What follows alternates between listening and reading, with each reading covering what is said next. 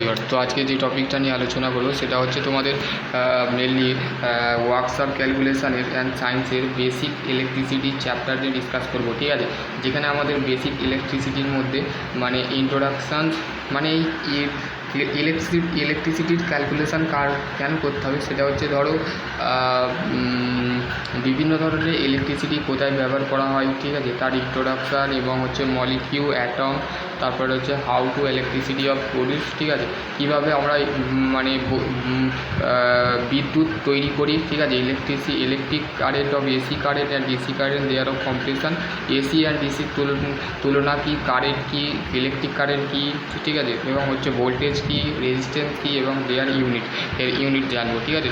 প্রথমে first of all আমাদের জানতে হবে যে আমাদের এই যে ইলেকট্রিসিটিটা কোথা থেকে আসছে। ইলেকট্রিসিটিটা অ্যাকচুয়ালি আমাদের পাওয়ার প্ল্যান্ট, এখানে পাওয়ার প্ল্যান্ট হচ্ছে ওয়েস্ট বেঙ্গলে, যেমন আসানসোল, ঠিক আছে, দুর্গাপুর, আসানসোল, তারপরে হচ্ছে বালিগঞ্জ, ঠিক আছে, রানীগঞ্জ, ঠিক আছে, বালিগঞ্জ নয় সরি রানীগঞ্জ। তো সেই ক্ষেত্রে রানীগঞ্জ আমাদের দুর্গাপুর আসামে একটা পাওয়ার গ্রিড প্ল্যান্ট আছে, সেখানে আমাদের মেনলি আমাদের কী আসছে, ওইখান থেকে প্ল্যান্ট থেকে কী আসছে, আমাদের বিদ্যুৎটা হয়ে আসছে, ঠিক আছে। সেই বিদ্যুৎটা মানে যেমন এখানে আমাদের ব্যান্ডেল থেকে আমাদের কিন্তু পাওয়ার সাপ্লাই আসে, ঠিক আছে, ব্যান্ডেল হোক বা তোমাদের নিয়ারেস্ট কোনো কাছে যদি সাবস্টেশন থাকে সেখান থেকে কিন্তু স্টেশন থেকে কিন্তু তোমাদের পাওয়ারটা মানে ইলেকট্রিসিটিটা আসছে, ঠিক আছে। ইলেকট্রিসিটি কী বলছে, electricity is a kind of energy, ঠিক আছে। ইলেকট্রিসিটি হচ্ছে একটা মানে এনার্জি বা শক্তি, ঠিক আছে।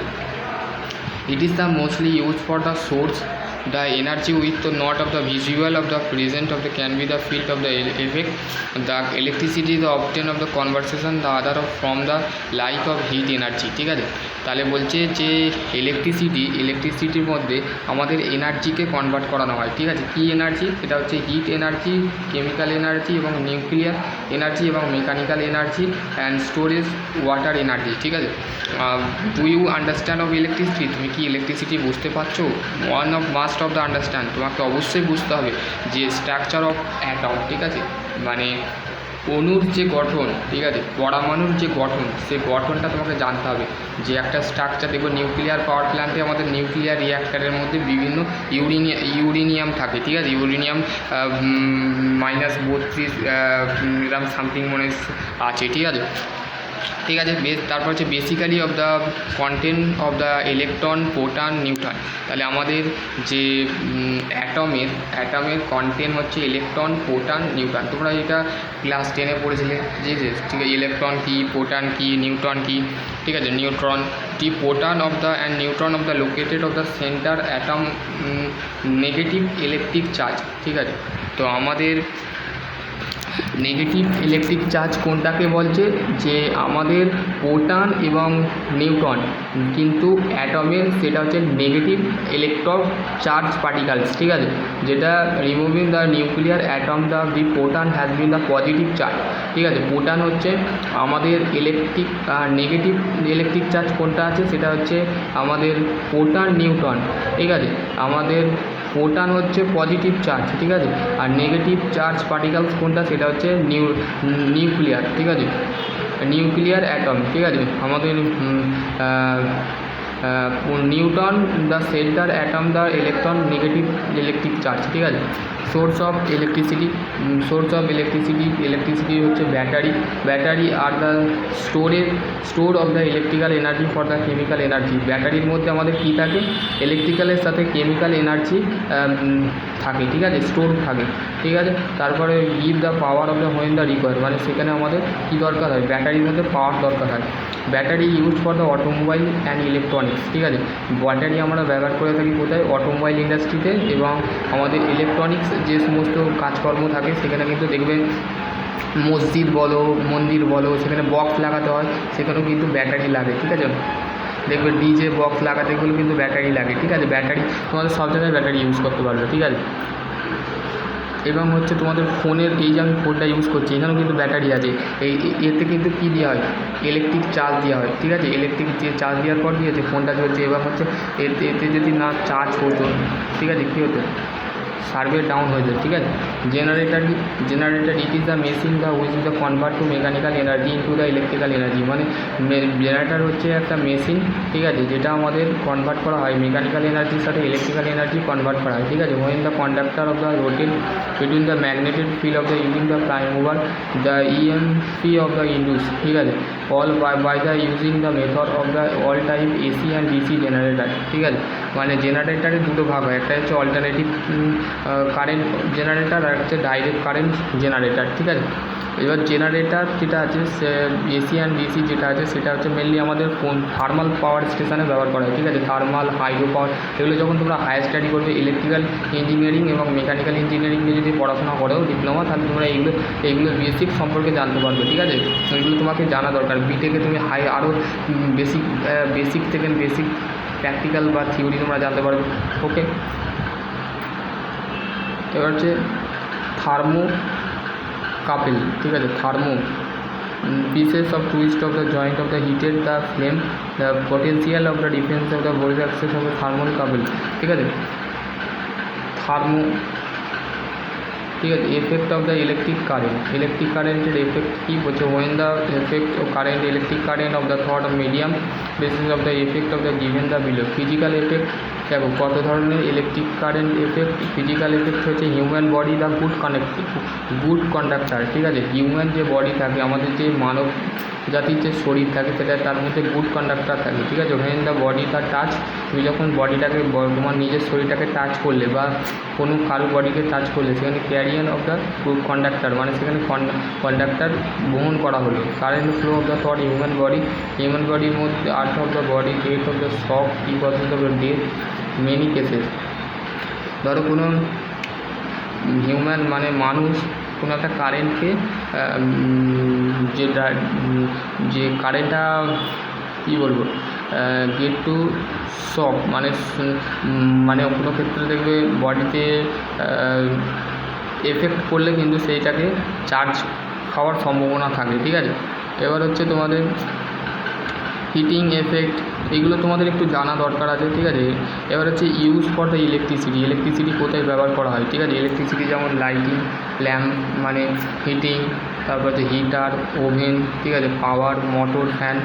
দেখো এখানে লাইটিংয়ের ক্ষেত্রে ল্যাম্প, ঠিক আছে, ল্যাম্প বা লাইট, ঠিক আছে। লাইট হিটিংয়ের ক্ষেত্রে হিটার বা ওভেন, ঠিক আছে। পাওয়ার, motor, communication telephone, টেলিগ্রাফি, radio, wireless, ঠিক আছে। রেডিওতেও আমরা কী হচ্ছে ইলেকট্রিসিটি ইউজ করা হচ্ছে। টেলিফোনে আমার যে ফোনটা আছে টেলিগ্রাফ আগে ইউজ করা হতো, ঠিক আছে। এন্টারটেনমেন্ট জন্য কী হচ্ছে রেডিও, টিভির মধ্যেও কী হচ্ছে ইলেকট্রিসিটি আছে। মেডিকেল এক্সরের যে প্লেটগুলো হয় সেই প্লেটের মধ্যেও কিন্তু আমাদের কারেন্ট থাকে, ঠিক আছে। Chemical, battery charge, electroplating, temporary magnet, engineering ক্ষেত্রে magnetic charge, welding, X ray plate, ঠিক আছে। ক্লাসিফিকেশন হচ্ছে স্ট্যাটিক ইলেকট্রিসিটি, ডাইনামিক ইলেকট্রিসিটি, ঠিক আছে। ইলেকট্রিসিটি দুটো ভাগ, একটা হচ্ছে ডাইনামিক আর একটা হচ্ছে স্ট্যাটিক্স, ঠিক আছে। স্ট্যাটিক্স কি, it is the if you dry the glass the rod of the rubber with the cloth of the glass of the given the out of the negative electron, ঠিক আছে। দেখো এখানে তোমাদের মেনলি কী বলেছে যে একটা ড্রাই গ্লাস আছে, শুকনো ধরো গ্লাস আছে, সেই গ্লাসের মধ্যে তুমি রডের মধ্যে রাবারকে রেখেছো, সিলেক্ট করছে এবং সেখানে নেগেটিভ ইলেকট্রন হচ্ছে। এটা বেসিক্যালি এক্সপ্লেন করতে হবে, এইখানে এখন আমি বলবো না, ঠিক আছে। দেখো অ্যাটম হচ্ছে কি, what is the atom, all the matter the universe of made of the 3 particle is called হচ্ছে অ্যাটম। মানে সব ইউনিভার্স মানে মহাবিশ্বকে তৈরি করে যে পার্টিকেলস আমরা ম্যাটারকে নিচ্ছি সেইটাকেই বলা হচ্ছে অ্যাটম, ঠিক আছে।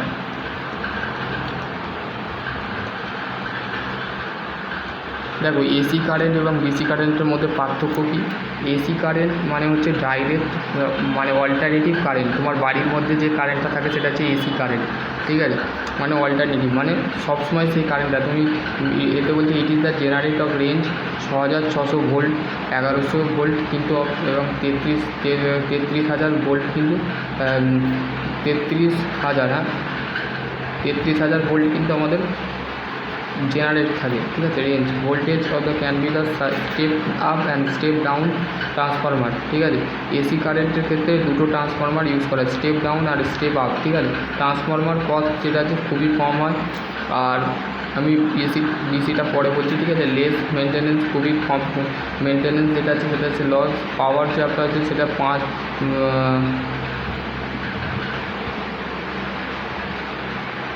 লক্ষ kilowatt can be generate of single alternator, ঠিক আছে। সিঙ্গেল অল্টারনেটার জেনারেট করা হয়। এই generator can be the high speed generator. AC জেনারেটারের মধ্যে আমাদের হাই স্পিড থাকে এবং so speed the control not easy, মানে এসি জেনারেটারের মধ্যে স্পিড যদি বেশি থাকে কিন্তু স্পিডটাকে নিয়ন্ত্রণ আনা খুবই সহজ নয়, ঠিক আছে। Slip of the range of the brush of the collected of the current cost high maintenance. Power of 10,000 kilowatt of generate of single generator, মানে ডিসি কারেন্টের ক্ষেত্রে সিঙ্গেল জেনারেটার ইউজ করা হয়, ঠিক আছে। আর সিঙ্গেল অল্টারনেটার এসি কারেন্টের ক্ষেত্রে use করা হয়। পাওয়ার প্ল্যান্টে এসি অল্টারনেটার ইউজ করা হয়, ঠিক আছে। পাওয়ার প্ল্যান্ট মেনলি জানবে যে অল্টারনেটার কোথায় ইউজ করে যদি বলা হয় সেটা বলবে পাওয়ার প্ল্যান্টে, ঠিক আছে। কোন পাওয়ার প্ল্যান্টে? থার্মাল পাওয়ার প্ল্যান্টে, ঠিক আছে। থার্মাল পাওয়ার প্ল্যান্ট যে আছে সেই থার্মাল পাওয়ার প্ল্যান্টে অল্টারনেটার দেখা যায়, ঠিক আছে।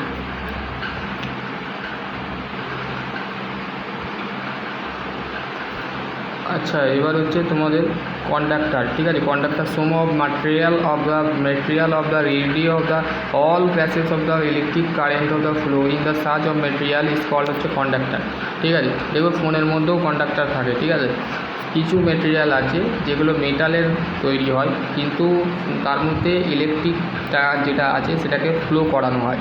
মেটেরিয়ালটা যেটা আছে মেটেরিয়াল বা যে কোনো একটা প্যাসেজ বলো সেটাকে অ্যালাউ করবার জন্য আমরা কন্ডাক্টার ইউজ করি। Electron of the passes the relative of the atom to atom, মানে পরমাণু থেকে পরমাণু। প্রপার্টি অফ কন্ডাক্টার একটা হচ্ছে electric property to conductor of must be good, ঠিক আছে। কন্ডাক্টিভিটি হচ্ছে খুবই ভালো হয়। Electric energy of the from the heat must of the low resistance of reduce of the drop the loss increasing of resistance of the temperature must be লো, ঠিক আছে। আমাদের increasing of resistance of the temperature, মানে temperature যেটা আছে সেটা হচ্ছে কম পরিমাণ হয় এবং প্রতিরোধ করতে মানে রেজিস্ট্যান্স যেটা ইনক্রিজ হয়, ঠিক আছে। মেকানিক্যাল প্রপার্টি যেটা আছে ডাক্টিলিটি হচ্ছে যেমন being of ড্রন to the water suitability resistance sorry electron economical factor ক্ষেত্রে ল কস্ট কন্ডাক্টিভিটি হচ্ছে metallic electronic of the gases, ঠিক আছে। বেস কন্ডাক্টার যেটা থাকে সেটা মাথায় রাখবে যদি বলে ইন্টারভিউতে বেস কন্ডাক্টার কী, সেটা হচ্ছে মেটালাইট, ঠিক আছে। সিলভার কপার এগুলো তো মেনলি অ্যালাওয়ের মধ্যে, ঠিক আছে, পড়ে।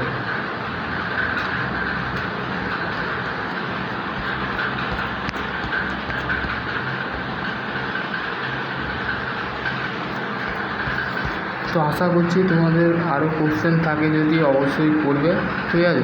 আর কিছু নেই তোমাদের ওয়ার্কশপ ক্যালকুলেশানে, ঠিক আছে। ওয়ার্কশপ ক্যালকুলেশানে শুধুমাত্র এবার অঙ্ক আছে, ঠিক আছে। তো সেই ক্ষেত্রে এবার হচ্ছে তোমাদের এইটা জানা দরকার, এটা আমি বলা হয়নি, সেটা হচ্ছে ইলেকট্রিক পাওয়ার, ঠিক আছে। In the mechanical term of the power দেখো এফিসিয়েন্সি মানে কি? এফিসিয়েন্সি মানে আমরা একটা চ্যাপ্টার আছে তোমাদের ফার্স্ট ইয়ারে সিম্পল মেশিন, ঠিক আছে। Mechanical term of the define of the rate of the doing the work. Power is the watt. পাওয়ারের ইউনিট কি? মানে ক্ষমতার একক হচ্ছে ওয়েট, ঠিক আছে। 1 watt electrical power the mechanical 1 metre second current voltage, ঠিক আছে। এখানে দেখো তোমাদের একটা এক্সাম্পল দিয়েছে first power divisions of science. First power 1 horse power equal to হচ্ছে 745 FPS system metric system. FPS সিস্টেমে আমাদের 1 হর্স পাওয়ারের কত ওয়াট? 746 ওয়াট। এটাকে কিলোওয়াটে আনলে কত হয়? 0.746 কিলোওয়াট, ঠিক আছে। এবার 1 এইচপিতে হচ্ছে 735.6 ওয়াট, ঠিক আছে। দেখো এবার হচ্ছে এনার্জি কি? এনার্জি হচ্ছে যে কোনো জিনিসের ক্যাপাসিটিকে বলা হয়, যে কোনো কাজের বা ওয়ার্কের ক্যাপাসিটিটাকে বলা হচ্ছে এনার্জি। তোমার ক্যাপাসিটি কত, ঠিক আছে। তোমাকে আমি যদি বলি তোমার ক্যাপাসিটি কত, তোমার ক্যাপাসিটি ধরো তোমার বডির ক্যাপাসিটি যেরকম তোমার কাজের ক্যাপাসিটি তেমন হবে, ঠিক আছে। তোমার শরীরের ক্যাপাসিটি যেমন তোমার ওজন ওজন যেগুলো ভ্যারিয়েটির জিনিসকে বোঝাচ্ছে, যেমন power of thought of the movement, the power is the time set of the energy circle, low energy of the second, ঠিক আছে। এখানে দেখো তোমাদের unit of the electrical energy, ঠিক আছে। দেখো স্কোয়ার রেক্ট্যাঙ্গুলার, ঠিক আছে, অ্যাসাইনমেন্ট দিয়েছে, ঠিক আছে, প্যারালেলিয়াম, এগুলো তোমাদের বেসিক কনসেপ্ট। এবার তোমাদের মাথায় আছে একটা তোমাদের কোশ্চেন আছে যে